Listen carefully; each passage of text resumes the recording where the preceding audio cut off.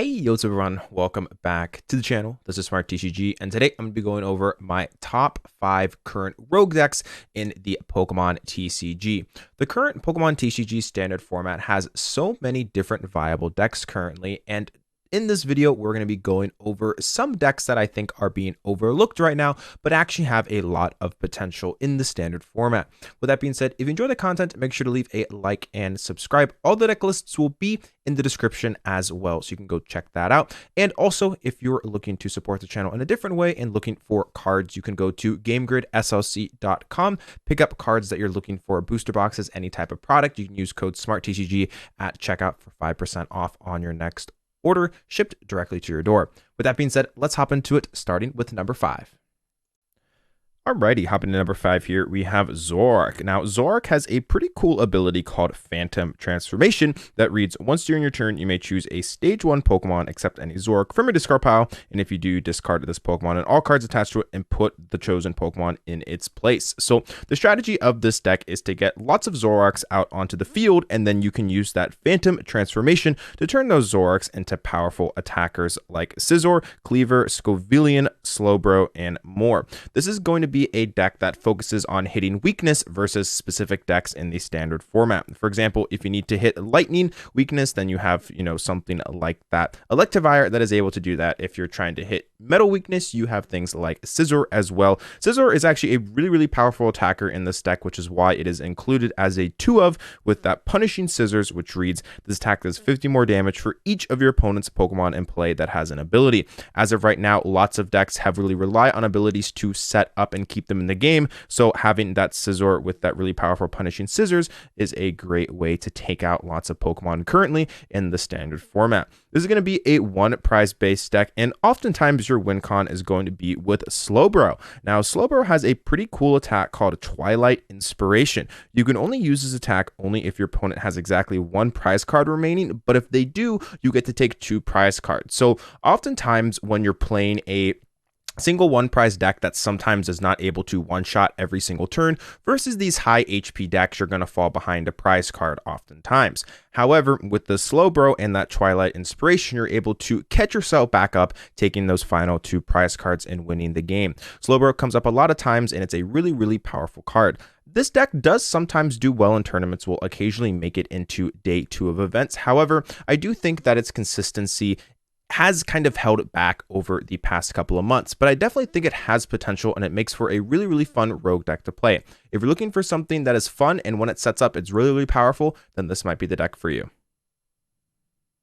Alrighty, hopping to number 4 here, we have Origin Form Palkia V-Star paired up with Ice Rider Calyrex VMAX. Now, Palkia V-Star is a deck that in the past saw lots of success, most recently with the B-Barrel engine. However, over time, the deck has kind of fallen on hard times, with decks like Miraidon dominating the format. Origin Form Palkia has a very respectable subspace spell attack that deals quite a bit of damage, along with that incredible V-Star Power Star Portal that allows you to flood the board with water energies onto your water type Pokemon. However, the Miraidon matchup is unfortunately a problem for Palkia. So that's where Ice Rider Calyrex comes into play.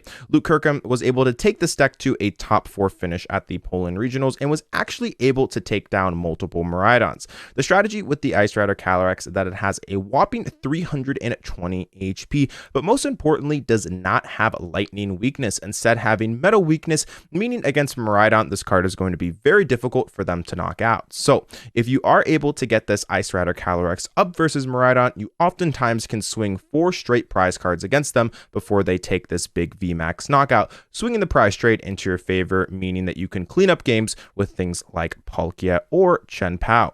We also have Suicune V in this deck. Suicune V is a card that really has not seen play in quite some time, but it actually makes a lot of sense in this deck. With 4 Melanie in this deck, you're able to hit turn 1 attacks relatively consistently, and that Blizzard Rondo is actually quite a powerful attack right now, being able to deal 20+20 for each benched Pokemon on both sides of the field. With so many decks being set up based, oftentimes trying to fill up their bench entirely, you're able to do Blizzard Rondo for quite a bit of damage, but just being able to attack on turn 1 is very strong. You also have Radiant Greninja as well for consistency, being able to use that concealed cards. However, you also have that Moonlight Shuriken that you can power up in 1 turn turn with that Star Portal. Things like Cross Switcher canceling Clone as well can catch your opponent off guard, turning off that Manaphy's bench blocking ability, allowing you to be able to then use Moonlight Shuriken to take out multiple Pokemon on your opponent's side of the field. We have Lumineon for consistency, as well as Mew EX and Mew. Great cards to help aid in getting yourself set up on turn 1. And also Spiritomb in this deck with Mew VMAX running around being so popular. This deck I actually think has a lot of potential and definitely is a deck that I expect to see roaming around in upcoming regionals. But I think it makes a really, really cool rogue deck and actually has a lot of potential right now in the standard format. Palkia is back and it's paired up with a partner that I think a lot of people weren't expecting really to come back in the format in Ice Rider Calyrex. It has a lot of potential and I think could definitely surprise some people moving forward. Alrighty, hopping into number 3 here, we have Iron Valiant EX paired up with Rapid Strike Urshifu VMAX. Now, Iron Valiant EX most recently got second place at the Latin American International Championships piloted by Noya Sawyer. However, that version of the deck played Iron Valiant EX and also Entei V as well as its main attacker, as opposed to this deck that is going to be playing Rapid Strike Urshifu. And I think that this variant is a lot better than what people give it credit for. Because Miraidon just most recently won LAIC, also most recently won Toronto as well, Miraidon has been one of the most popular decks in the format, and this deck actually has a pretty decent matchup against it, where the Entei V variant definitely has a much harder time. Being able to hit weakness with that Gale Thrust or Gmax Rapid Flow is really, really powerful, and I think that this deck is much better than people think it is. Rapid Strike Urshifu is a great card, and you also have that Toy Catcher as well. Toy Catcher is a card that admittedly has not been played in very many decks, but I actually think it's really, really cool in this deck.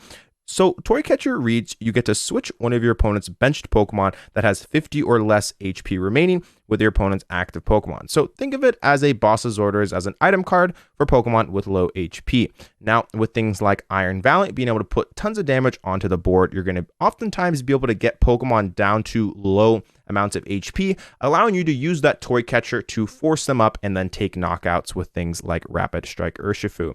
You have things like Medicham as well, which pair up wonderfully with the Gmax Rapid Flow. You can use things like the Iron Valiant's Tachyon Bits and then use Medicham to be able to knock out that Manaphy and then follow that up with the Gmax Rapid Flow to oftentimes board wipe them entirely.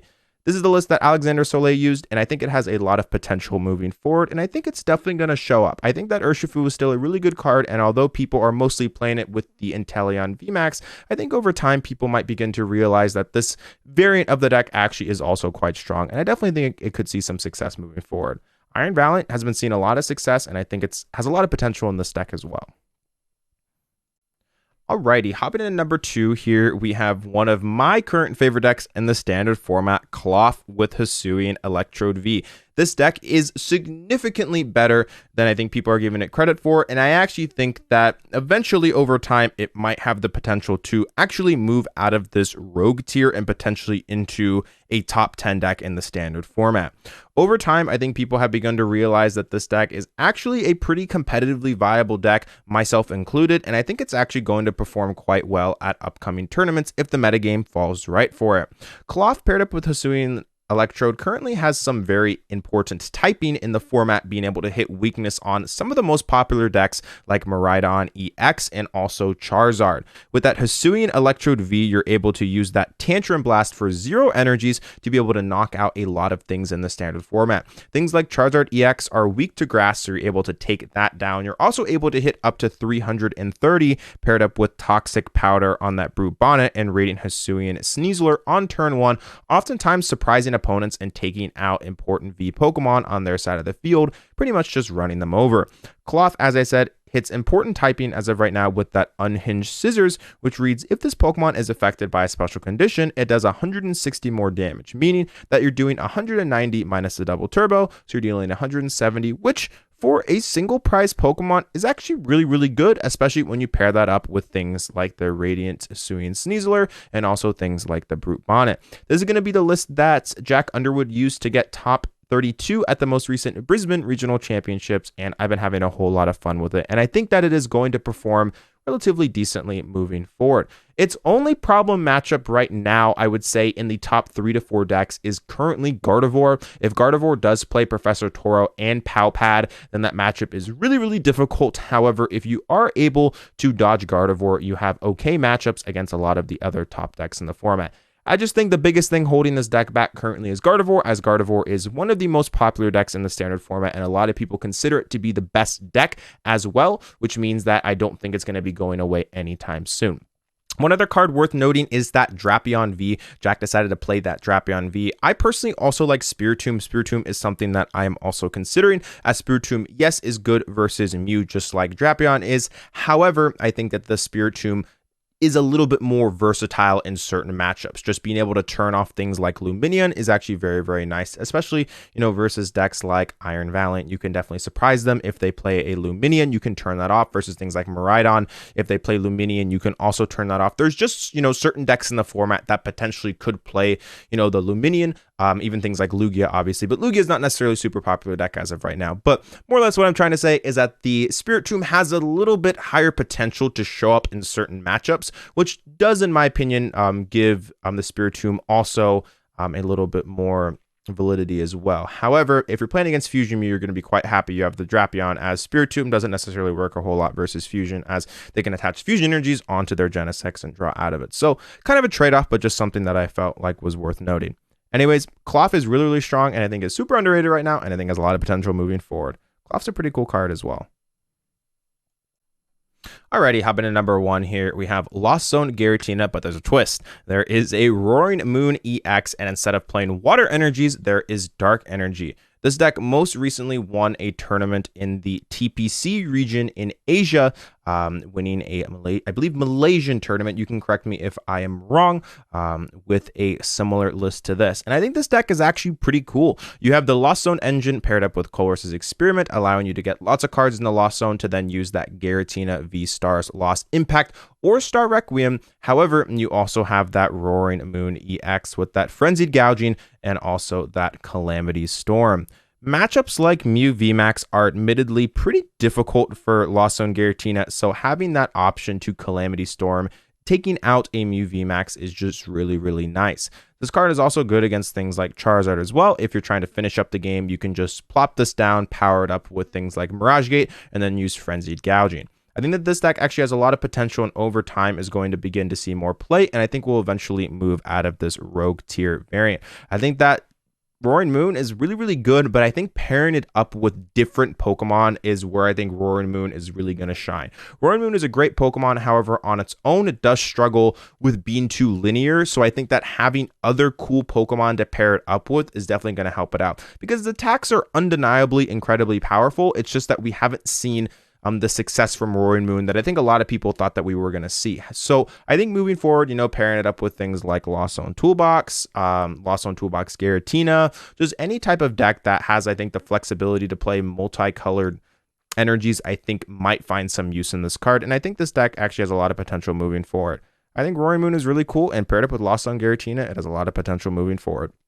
Anyways, that is going to do it today for the video. If you enjoyed the content, make sure to leave a like and subscribe. If you're looking for any Pokemon TCG or other card game products, make sure to go check out GameGridSLC.com. The link will be the very first one in the description, and you can use my code SmartTCG for 5% off your next order. It's the best way to support me as a creator, other than liking or subscribing. As I said, if you enjoy the content, that's a great way to support me. But anyways, with that being said, thank you so much for all the support. As always, I'll be going to Stuttgart Regionals as well, so if you see me there, make sure to say hi. And this is SmartTCG, and I'll speak with you again soon. Peace out. I'll also be going to San Antonio. Felt like mentioning that. All right, see you, everyone. If you're looking to improve your game, I do offer coaching on MetaFi. I was ranked in the top 16 ranked players in the world last season, and I know what it takes to improve your game. My students want to combine 3 regionals last year, and I know what it takes to reach that next level. I do offer a free coaching consultation so you can get an idea whether or not coaching works for you. And along with that, I also have a singular sessions, training packages, and more. If you're looking to find out more information, feel free to book that free consultation, or also don't hesitate to shoot me a message on Discord. My Discord will be in the description. All right. Thanks for sitting around and listening to this. I appreciate it. This is Smart TCG. I'll speak with you again soon. Peace out.